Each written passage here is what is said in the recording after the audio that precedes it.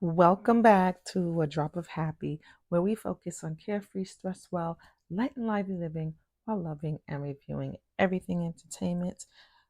I'm Wanda Toby, and today I want to talk about a movie that I saw not too long ago. And I've been meaning to talk about it, but I never have. Don't know why. Um, but before we get started, before the journal prompt or moments of self reflection or whatever you want to call it, journal prompt, because get yourself a journal, get yourself one of my journals, actually, and start journaling because it's good for you. So good for you. Anyway, I was reflecting on this movie and it inspired me for this journal prompt. A journal prompt of self gratitude and self love. So, write down 10 things that you love about yourself. And with those 10 things, um, create affirmations out of those 10 things so that when you are potentially having moments of self doubt or those negative thoughts start to creep in, and don't be like, oh no, I don't get, everybody gets them. You get them. You get moments of self doubt. You get moments of, am I supposed to be here? Am I doing the right thing? What the heck am I doing?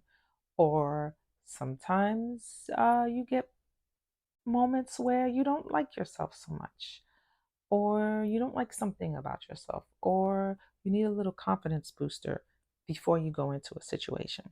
So, write down 10 things that you love about yourself, and subsequently, in the same entry, you can create affirmations about them.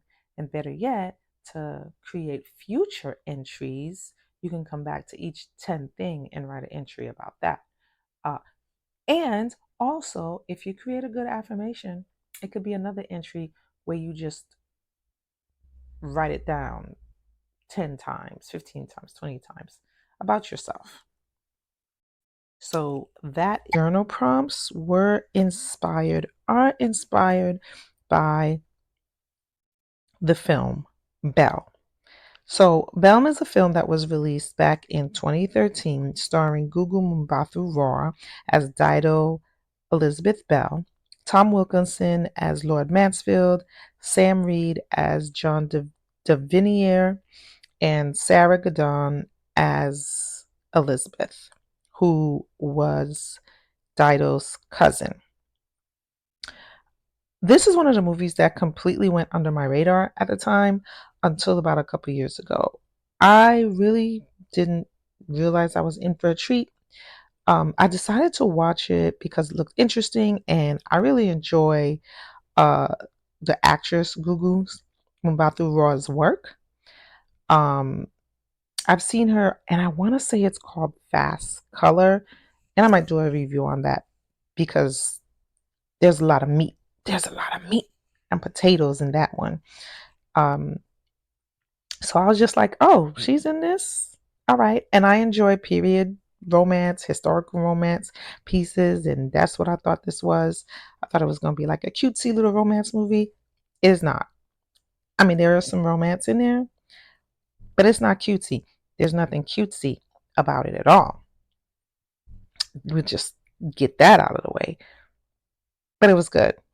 The movie is loosely, when I say loosely, I mean loosely, very loosely, based off of a real person named Dido Elizabeth Belle, who was a child of a prominent British. He started off as a captain, but I think by the time by the end, he was an admiral and a black woman from the West Indies. In the film, he brings her back to England after her mother dies, um, so that her uncle, Lord Mansfield, can take care of her. And she ended up living with Lord Mansfield and Elizabeth. And this is during a time where the slave trade was slave trading. It was active. It was very active. in England was very active in it. And that's important for the rest of the story. Anyway, I did enjoy watching this movie more than I thought, probably because I had no expectations. Like I was like, oh, this is good. Let me check it out. The only expectation I had was Google was gonna kill it. Just that's the expectation I had. Um, so it was difficult at times to watch because of the treatment that Belle received. Um, the relationship dynamics were very interesting, especially between Belle and her cousin, mostly because uh, at one point Belle inherited a nice sum of money and Elizabeth still had no monies or a dowry or anything like that. So uh, her prospects was she needed to marry somebody who could take care of her. That's it. The acting was well done, as I expected, because the cast that they had was a really good, stellar cast, I thought. The subject matter in it was compelling, especially with the backdrop of the Zong trials, in which her uncle, he was a Supreme Court judge, and he had to decide on uh, whether or not the cargo ship, quote, cargo, who the cargo, black vote. Okay. He had to decide whether or not the cargo ship should get insurance payment for lost cargo. The problem is it wasn't open and shut because there was rumors or speculation that they were the cargo, the slaves were purposely thrown overboard due to the lack of negligence. Like, so basically they they had some issues, they had some concerns. Maybe they packed too much slaves up in there and they were getting sick. So they were like, oh, we're just going to throw them overboard because we're not going to be able to sell them anyway. And we're just going to take it as loss and the insurance company will pay us. Well, no, they had to decide if they were going to get paid or not. And the thing was, this ruling, it was very significant during that time because it basically would change the course of the slave trade industry. And I believe when I looked up the history, the actual history, it was a catalyst for England's, or the start of England's disengagement from the actual slave trade. All in all, I do give Belle an 8.5. 8.5 out of 10 because, again, I do think of it as a period piece romance, but not like a light-hearted romance, just a regular period piece romance. The ending, it was very tidy with a cute little bow and a happy ending, which is, let me tell y'all, the romance genre is very formulaic. Okay? There's expectations. And for me, that piece, it met those expectations. Okay?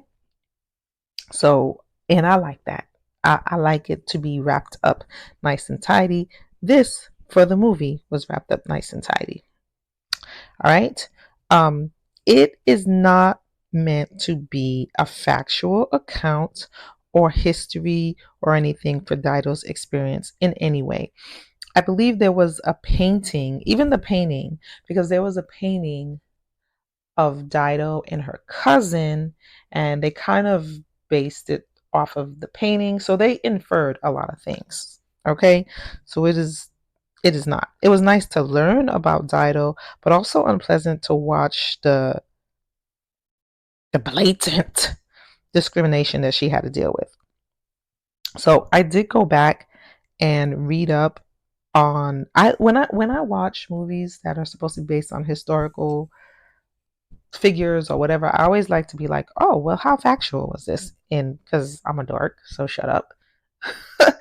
And look up, like, did this really happen? Did that really happen? Did this really happen? Oh, no. So a lot of stuff did not really happen.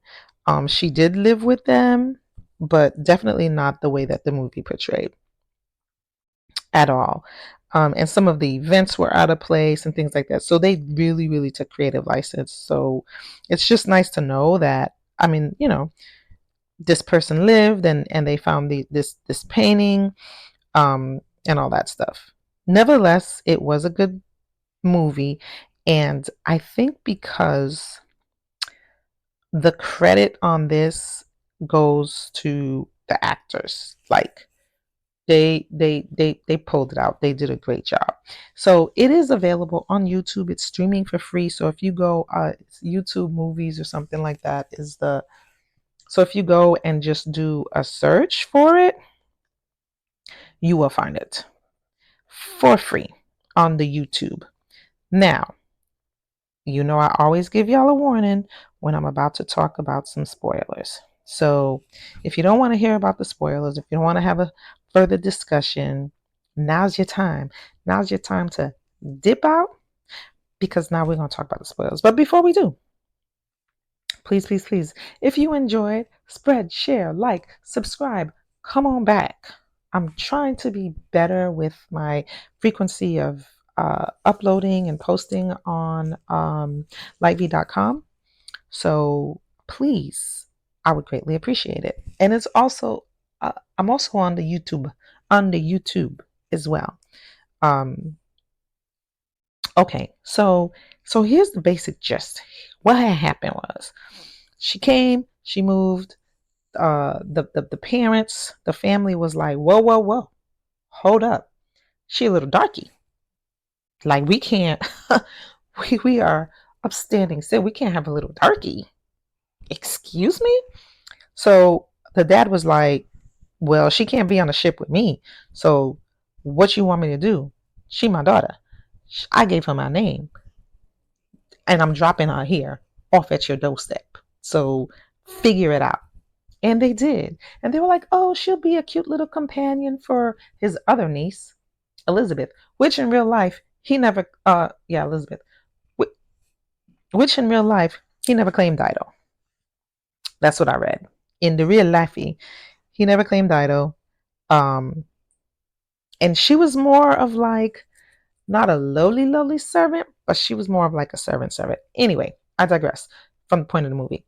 So years later, it basically tries to be like, looks at their prospects of getting a man. So, like I said, it was very, it's a little romantical. So anyway, we're fast forwarding. They're growing up. Belle is gorgeous, and Lady Ashford and her two sons. She got one son that's going to inherit everything, and she has another son that he's not going to get anything. So then they find out that Belle's Dido's dad dies and leaves her lots of money, like $2,000 a year, which is a lot of money. So she's like a heiress, whereas her cousin is not. Again, in real life, it wasn't like that at all. But anyway, it's TV, Cole. So, what happens? Okay, so Lady Ashford comes to the house with her two sons, and the one son, James, is looking at Dido like, why is she here? Why is this darky in my presence? She disgusts me. And he basically lets it know. The other son is like, well, she kind of pretty, so it's whatever.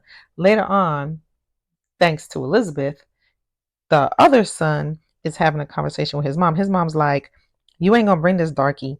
You ain't gonna bring this darky. You ain't gonna bring this chick. You're gonna bring this Negro up in my house. So stop looking at her.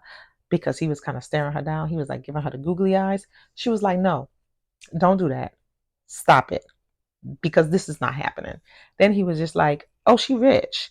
She was like, well, you know what? It can. I mean, she not too bad. At least she pretty. So they kind of court each other. James kind of courts Elizabeth, and no, Tom, James, y'all, I'm messing up the names.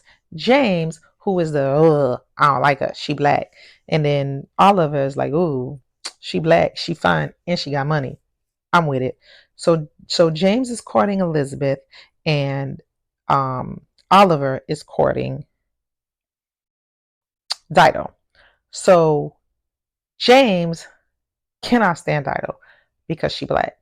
And he's like, I can't believe, he's like, no, she ain't the type that you marry. She the type that you hit it and quit it and shove her over in a corner somewhere. And the mom is like, listen, you inheriting everything, he not, chill out. Let this happen. So then it comes to they find out that Elizabeth doesn't have any money at all. She don't have property. She don't have nothing. So the mom's like, oh, you can't talk to her.